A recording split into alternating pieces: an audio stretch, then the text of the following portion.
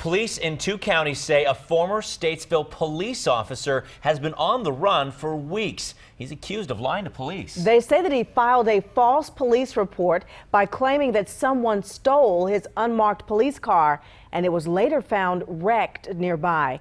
Our reporter Dave Faraday is live in Hickory for us tonight to walk us through this alleged crime. Dave? Erica, this afternoon we got these search warrants in the case where the officer claimed that someone struck him in the face outside his apartment here in the Hickory area and then took off with his police car. 7 hours later, the highway patrol found that car wrecked about 5 miles off in this direction.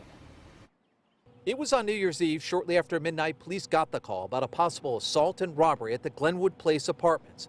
According to these court documents, officers say Christopher Rivera, former Statesville police officer, appeared intoxicated and there was mud on his boots. Rivera claims someone struck him and stole his unmarked police car. That car was found several hours later, wrecked and abandoned just a few miles away. Police say the ground was muddy, where they also found boot prints. As soon as Statesville Police Department found out about the charges in Hickory, we put them on administrative leave. The Statesville police chief says his department has an ongoing internal investigation. A search warrant shows police found Officer Rivera's police-issued equipment in the trunk of his wife's car. The gear was muddy, consistent with what they found at the crash scene. Door right here on the left. Neighbors say for weeks now, police in Hickory have showed up at Rivera's apartment after taking out warrants for filing a false police report. So far, they have not made an arrest. It's heartbreaking. We should be able to trust our police officers, our police force in this area. Am I shocked? No. We're all humans.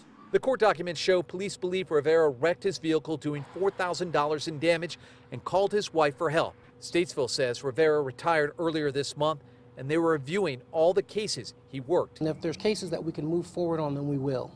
We'll have to talk with the district attorneys on some of the other ones to make sure that we have enough to move forward.